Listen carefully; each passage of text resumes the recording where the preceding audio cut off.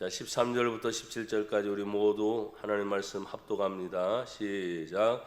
주께서 사랑하시는 형제들아, 우리가 항상 너희에 관하여 마땅히 하나님께 감사할 것은 하나님이 처음부터 너희를 택하사 성령의 거룩하게 하심과 진리를 믿음으로 구원을 받게 하심이니, 이를 위하여 우리의 복음으로 너희를 부르사 우리 주 예수 그리스도의 영광을 얻게 하려 하심이니라. 그러므로 형제들아, 굳건하게 서서 말로나 우리의 편지로 가르침을 받은 전통을 지키라.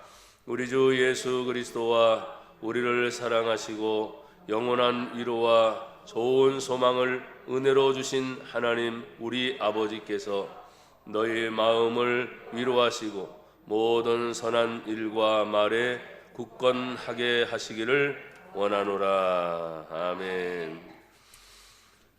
오늘 저는 말씀을 전할 때 이 말씀에 있는 그대로의 제목입니다. 마땅히 하나님께 감사할 것이라고 그랬어요. 믿음을 가진 저나 여러분들은 신앙생활을 하면서 항상 감사하되, 마땅이라는 말은 뭐예요?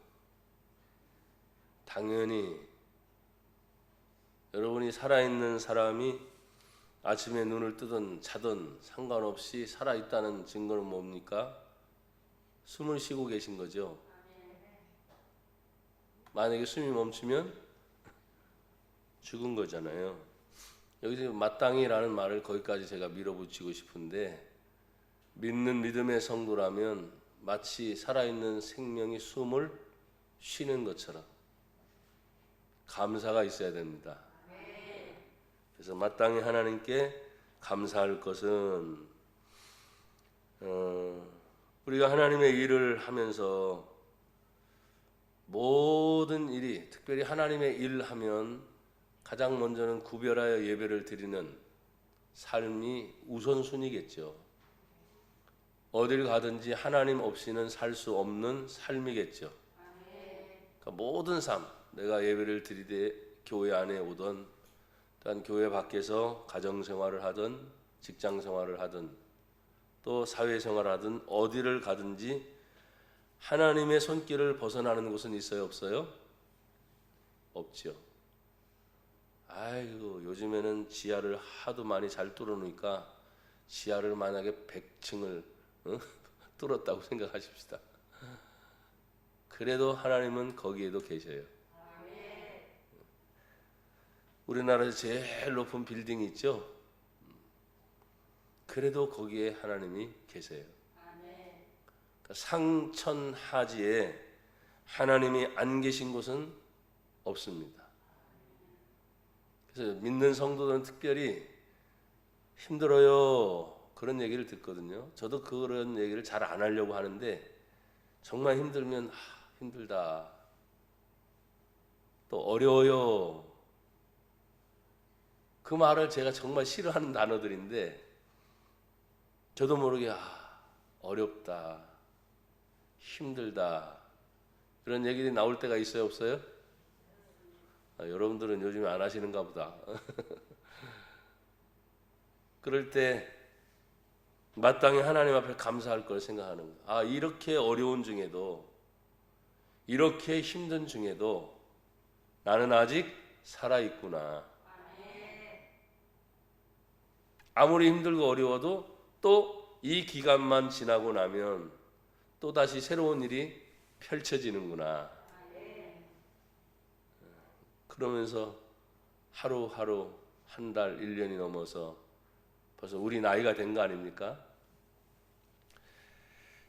그래서 오늘 성경 본문을 제가 읽어가면서, 주께서 사랑하시는 형제들아, 믿는 믿음의 성도들 향해서 하나님은 여전히 한 번도, 단 한 번도 사랑을 안 하신 적이 없어요. 여러분이 혹시라도 잘못해도 하나님은 사랑하세요. 우리 부모가, 육신의 부모가 자기가 낳은 자녀들이 잘못할 때 있었어요, 없었어요? 그것 때문에 화가 나지요, 짜증 나지요. 심지어는 너무 화가 나서 나도 모르게 육두 문자가 막 욕으로 나오는 거예요. 근데 그때뿐이야. 지나가고 나면 저희 아이가 왜 그랬을까? 그럴 수밖에 없었구나. 그리고 또 다시 품어요. 왜요? 내 새끼니까. 안아줘요. 토닥토닥거려. 그래요. 사랑하니까. 만약에 이 사랑이 메마르게 되면 주고받는 그런 일들이 전혀 일어날 수 없을 수도 있죠. 지나가는 사람들을 우리는 모르지만 그냥 인사 정도로 그냥 끝나는 거죠. 그 사람이 뭘 하든지 뭘 먹든지 어떤 일이 벌어지든지 전혀 관심이 있어요? 없어요? 없어요. 왜? 모르는 사람이기 때문에 그래요. 그렇지만 사랑하는 자라고 라는 단어가 딱 붙은 순간에는 그냥 더 알고 싶어져요. 더 관심을 갖고 싶어져요. 그래서 오늘 주께서 사랑하시는 형제들아, 우리가 항상 너희에 관하여 마땅히 하나님께 감사할 것은 마땅히 감사하십시오. 어떤 분들은 신앙생활하면서 이런 말을 합니다. 요새 하도 힘들고 어려워서요, 목사님. 감사할 것이 없어요. 그럼 저도 고개를 끄덕거려요. 얼마나 힘들었으면, 얼마나 어려웠으면 저런 말이 나올까 하다가도 오늘 이 성경 구절을 보면 그럼에도 불구하고 항상 마땅히 하나님께 감사해라. 어려워도 감사하고, 힘들어도 감사하고, 괴로워도 감사하고, 감사해라. 왜?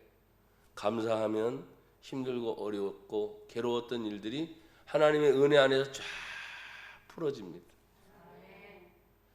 지금도 추운 겨울이니까 제가 아침에도 일어나서 교회 옆에 가니까 얼은 것들이 쫙 얼려 있잖아요, 바닥에. 그래서 조심조심 합니다. 저걸 이제 깨려고 노력을 해도 잘 안 될 때는 그냥 내버려 두는 거예요. 왜? 내일 또 올 테니까, 추우니까. 뭔 말인지 아시겠어요? 내버려둬. 그리고 조심조심 다니면서 저게 저절로 다 풀려서 없어질 때가 있죠? 어떤 때죠? 예, 따뜻한 봄이 오면 그 얼었던 것들이 다 녹아서 없어지는 걸 계절을 통해서도, 날씨를 통해서도 우리가 배울 수 있어요. 우리가 신앙생활을 하면서 하나님께 마땅히 감사할 것은 얘기하고, 그 하나님 앞에 택함 받은 형제들이라고 오늘 성경이 말합니다. 13절, 주께서 사랑하신 형제들아, 우리가 항상 너희에 관하여 마땅히 하나님께 감사할 것은 하나님이 처음부터 너희를 택하사 그랬어요. 처음부터.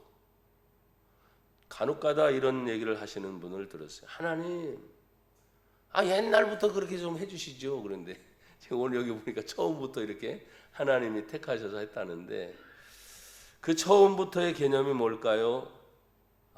내가 하나님의 살아계심을 깨닫는 순간부터. 우리는 하나님을 믿기 때문에 하나님을 아버지라 부릅니다.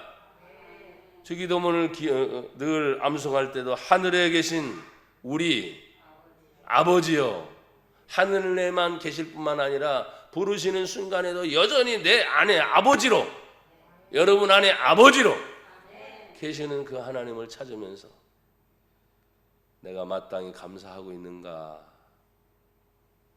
네, 힘들고 어려워도 감사하십시오.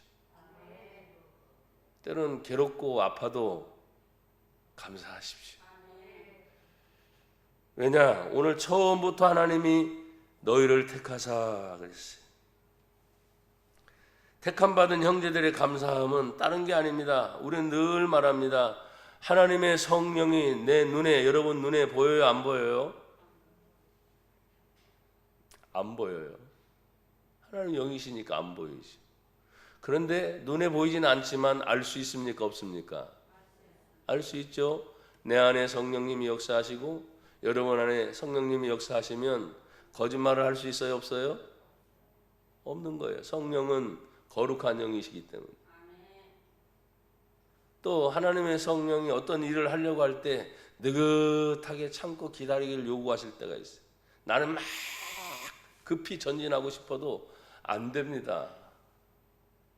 그때 내 안에 계신 성령이 나나 여러분의 모든 인생을 하나님 아버지니까 그 성령께서 내주하셔서 내 안에 주인으로 들어오셔서 인도하고 계시단 말이에요. 지금 설교하고 있는 저 자신이 어떤 때는 죄송해요. 늘 자신감이 넘치는 그런 목사 중에 한 사람이지만 간혹가다 어떤 문제에 부딪혀서 죄송합니다. 설교 중에 이런 표현을 써서 좌절, 낙담, 이거 어쩌지? 이러면 안 되는데 내 생각에 빠져가지고 막 몸부림칠 때가 있어요. 그때 내 안에 계신 주의 성령이 조용히 왜 그러느냐? 내가 너 안에 있지 않느냐? 그 음성이 분명히 계속 들려짐에도 불구하고 너무나 큰 낙담과 좌절이 한참 동안 저를 주저앉혀서, 주저앉는다고 하니까 그냥 집에만 앉아있는 걸 말하는 게 아니에요. 아셨어요? 어떤 일을 해도 기쁨이 없고 누굴 만나도 기쁨이 없고 그냥 형식적이고 의식적으로, 왜? 늘 해왔던 일이니까 그냥 그렇게 부딪히는 거예요. 근데 뭐가 없어요? 기쁨이 없어. 또 뭐가 없어요? 감사가 없어. 또 가장 힘들고 어려운 순간에 그런 부딪힘이 계속되다 보면 앞날에 소망이라는 거 있어요, 없어요? 소망이 탁 꺾여가지고 정말 될까? 그거는 제 생각이잖아요. 내 생각 속에 그 좌절과 낙담이 너무 커서 정말 될까? 근데 내 안에 계신 성령은 우리가 그동안 배웠던 하나님의 살아있고 운동력 있고 좌우의 날선 어떤 것보다 예리한 하나님의 말씀은 알아요, 몰라요? 지금 알고 있잖아요. 전혀 그렇게 활동을 못하는. 그러니요, 하나님 앞에 내가 거룩하게 된 하나님의 자녀여 백성으로서 내 안에 하나님의 진리인 그 성령께서, 내가 아무리 힘들고 어려워도 성령은 나를 떠나셔요, 안 떠나셔요? 여러분 떠나셔요, 안 떠나셔요? 안 떠나셔요. 한 번 하나님의 자녀는 영원히 하나님의 자녀입니다. 떠나지 않으십니다. 근데 낙담과 좌절이나 어려운 문제에 부딪힐 때 내가 어떻게 하면 좋지? 뭘 어떻게 하면 좋아? 지금처럼 신앙생활 열심히 할 때처럼 하면 되는데, 뭔 말인지 알죠? 다시 한 걸음 내디디면 되는데 길은 여전히 있습니다. 또 일도 여전히 있습니다. 그러니까 지금처럼 해온 것처럼 한 걸음 한 걸음 내디디면서 가면, 오늘 성경에 뭐라고 말씀하세요?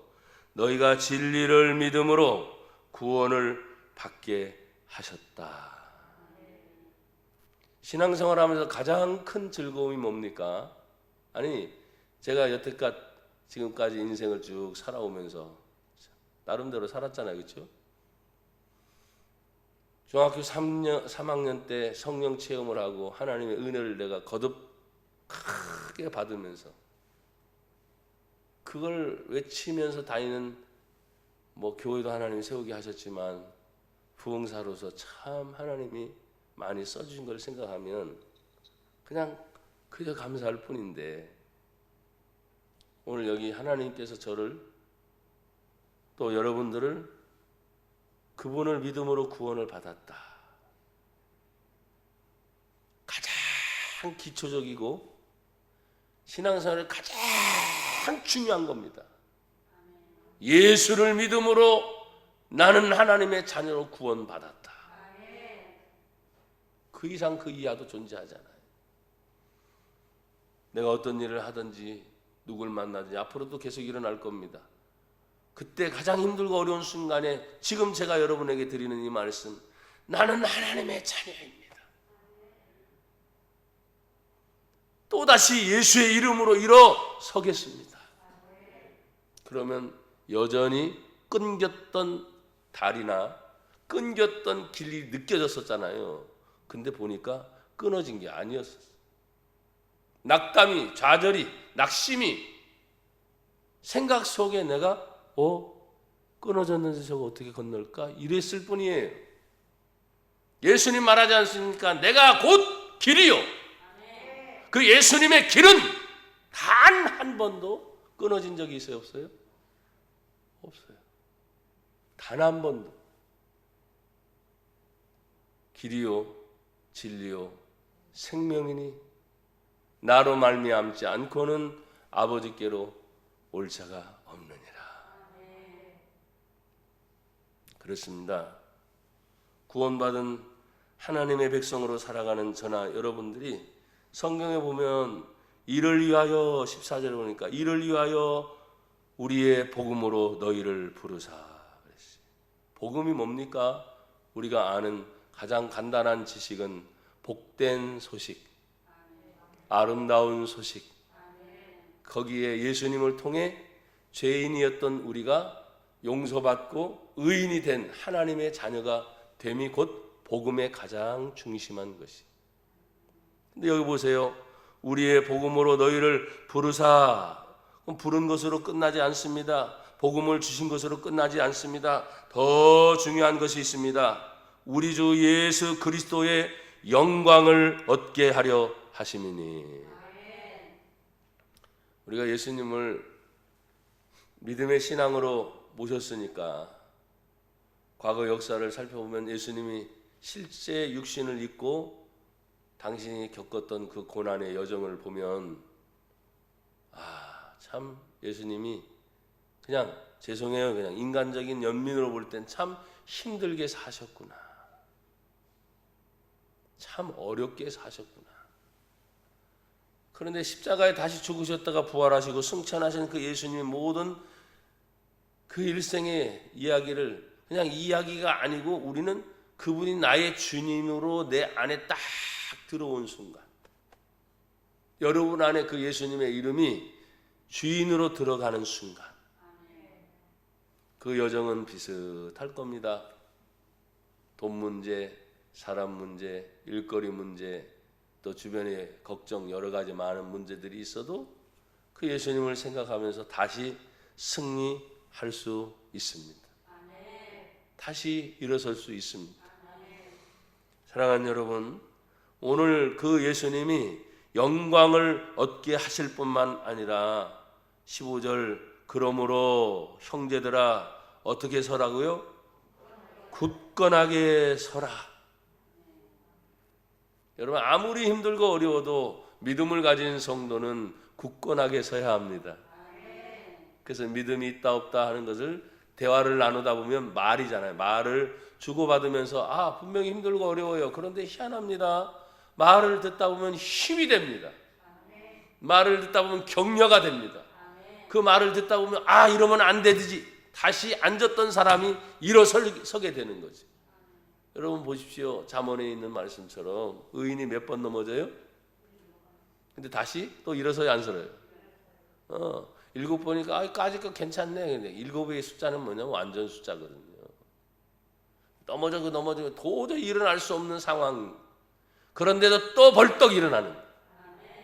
그러니까 이 의인이 7번 쓰러도 다시 일어선다는 말이 7번 넘어졌다 쓰면 그 수학적 개념이 아닌 거예요. 70번일 수도 있고 어떤 사람은 죄송합니다. 어떤 사람은 1년에 한 10번씩 넘어진다 생각하십시다. 73년 700번이 될 수도 있는 거예요.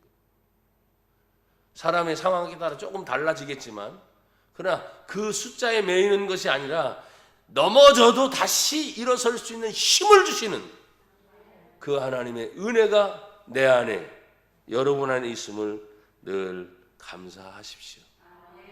그래서 마땅히 하나님께 감사할 것은 살다 보면 인생이기 때문에 또 넘어져요 안 넘어져요?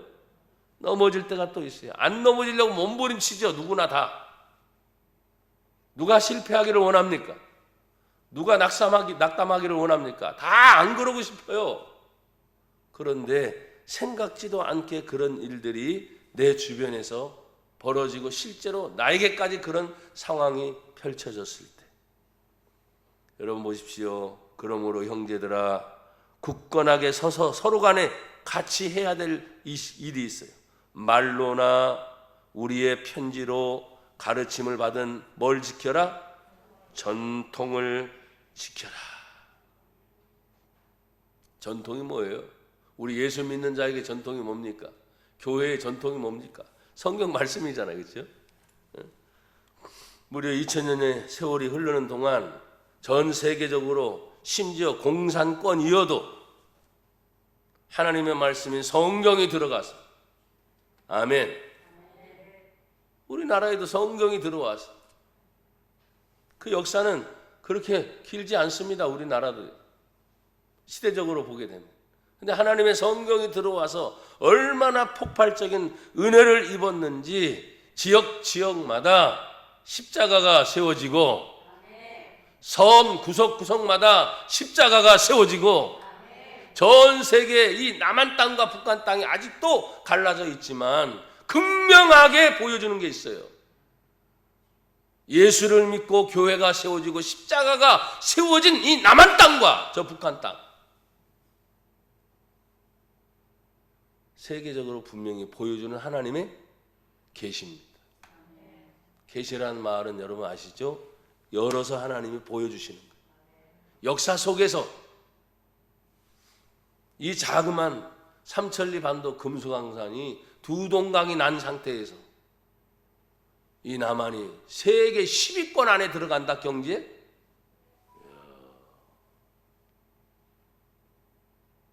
굉장히 놀라운 겁니다. 그게 왜요? 사람들은 의사의 교회나 믿는 성도들이 자꾸 덕스럽지 못한 이거를 부각시켜 놓으니까. 그렇지만 저는 말합니다. 여전히 십자가가 있고 교회가 있고 믿음의 자유가 있어서 하나님이 보호하사 우리나라 만세. 애국가에도 있잖아요. 거기 어떤 사람은 하느님, 그러니까 하늘만 얘기하는데, 그러든 말든, 그러나 우리 믿는 성도는 하나님이 보호하사 우리나라 만세. 왜 아멘들이 안 되셔요? 하나님이 보호하사, 하나님의 교회든 하나님의 성도든 어느 곳이든 하나님이 보살피시고 지켜주시니까 만세라는 말이 나오는 거예요. 만세는 손 들고 이겼다는 표시잖아요. 만세! 이겼구나! 그런 거예요. 지는 사람은 만세를 부를 수가 없어요.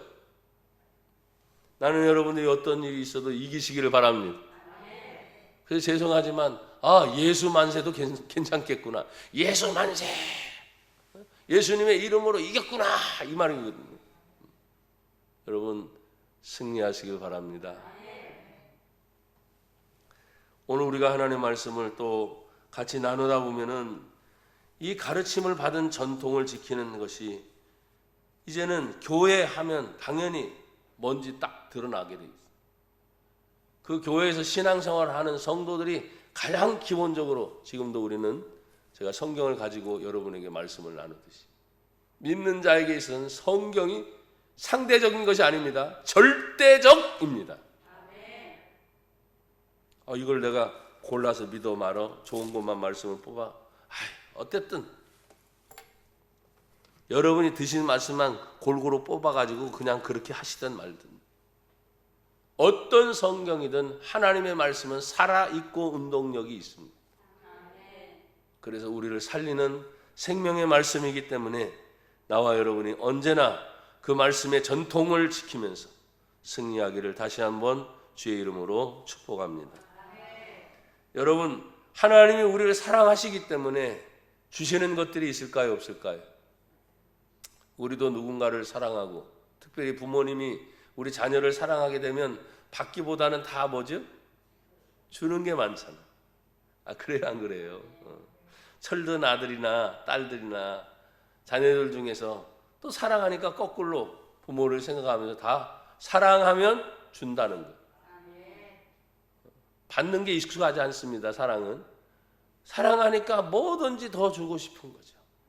그럴 때 오늘 성경도 이렇게 말해요. 하나님은 우리에게 주신대요.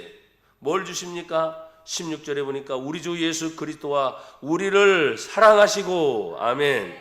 영원한 위로와 좋은 소망을 은혜로 주신 하나님 우리 아버지께서 소망도 주신대요. 은혜도 주신대요. 위로하는 것도 주는 거죠. 위로한다는 거 격려하고 위로해 주는 것도 다 주는 거거든요. 그래서 지쳐 있을 때 힘들어 있을 때 누군가의 따뜻한 말 한마디의 위로가 굉장히 힘을 얻을 때가 있잖아요. 지금도 위로해 주신다. 근데 여러분 우리에게 있어서 위로의 그 대상이라 그럴까? 그 위로의 대상이 뭘까 하니까 사람이 마음이 다쳤대. 마음. 내 마음이 아파요. 그러니까 하나님께서 당연히 여러분 육신이 아프면 당연히 지금 뭐예요? 병원으로 가면 되잖아. 눈에 보이는 육신이니까. 눈에 보이지 않는 영혼의 문제, 마음의 문제를 터치할 곳이 그러니까 상담소들이 많아지는 거죠. 그래서 어떤 체계적으로 상담을 하는데 심지어는 몇 달 가는 경우도 있습니다. 상담 코스가요. 아주 심각한 경우는 거의 1년 이상 꾸준히 상담을 받아야 됩니다. 근데 나는 생각을 합니다. 저와 여러분이 예배를 드리면서 지금 상담을 받는 겁니까? 아니에요. 그냥 저는 신기한 경험을 합니다. 하나님 부흥회를 인도해서 다른 교회를 갔을 때 그냥 예배를 드리는 거야. 아멘. 하나님만 찾는 거야. 기도하는 거지. 말씀을 읽는 거지. 서로 주고받으면서 또 다양하게 기도할 때 또 죄송하지만 제가 부흥회 인도에서 하나님 갈 때는 제가 목이 상하든 뭐든 상관없이 마지막 예배를 마치고 나면 통성 기도하는데 최소 20분에서 30분 그냥 기도하는 거지.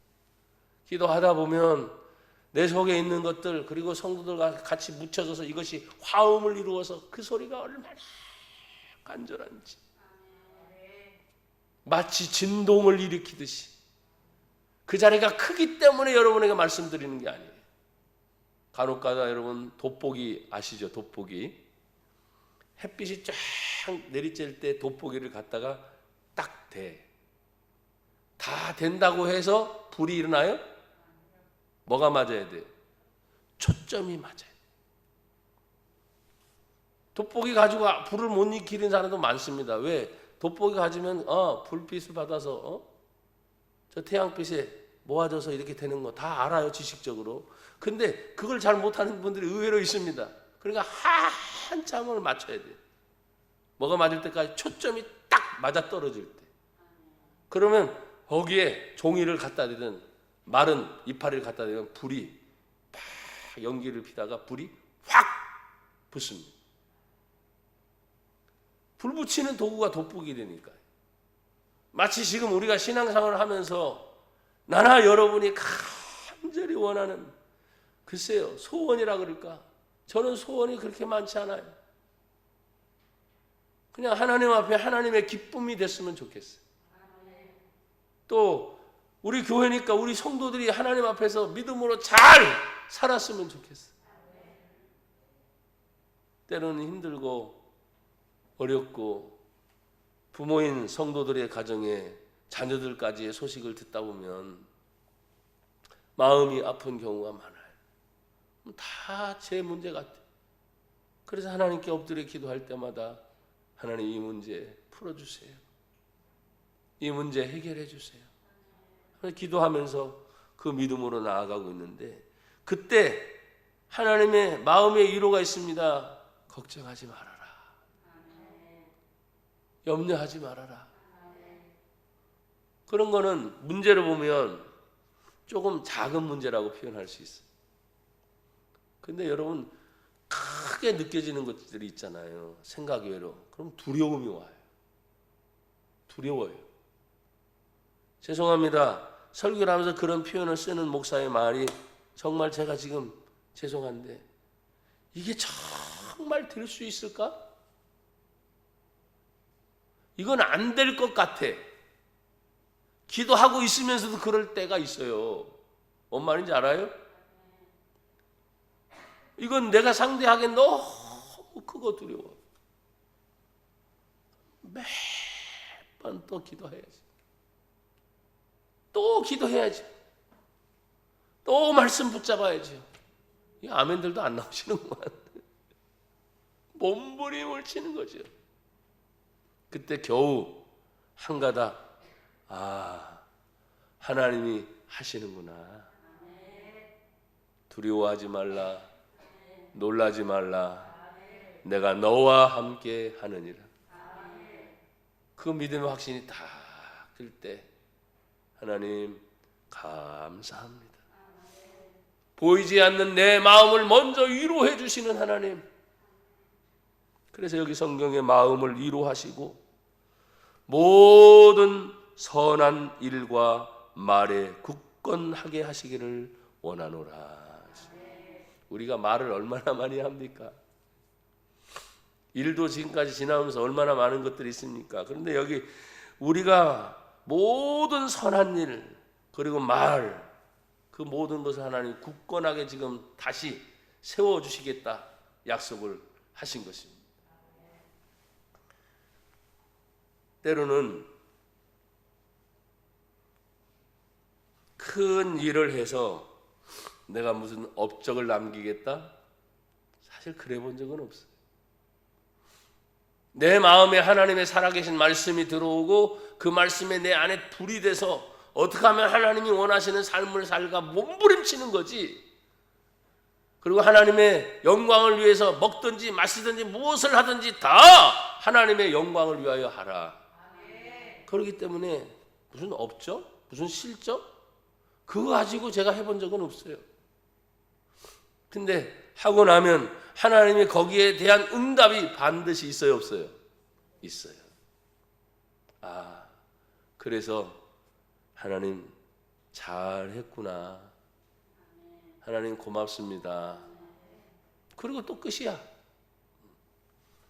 사랑하는 여러분, 우리가 마땅히 하나님께 감사할 것이라는 말씀으로 오늘 같이 은혜를 나눴잖아요.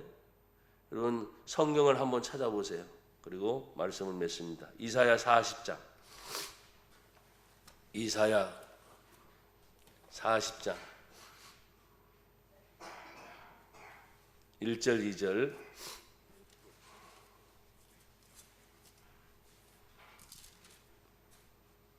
같이 읽어요. 찾으셨죠? 시작. 너희의 하나님이 이르시되 너희는 위로하라. 내 백성을 위로하라. 너희는 예루살렘의 마음에 닿도록 말하며 그것에게 외치라. 그 노역의 때가 끝났고 그 죄악이 사함을 받았느니라.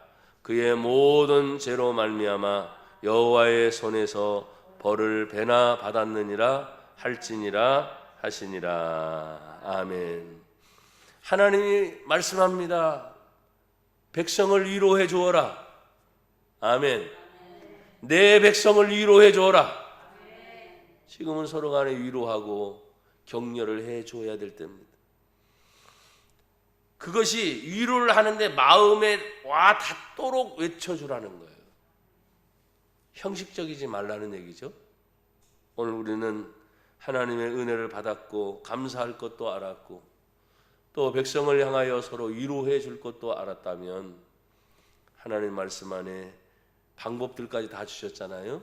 그 말씀으로 승리하는 저와 여러분이 되기를 주의 이름으로 축복합니다.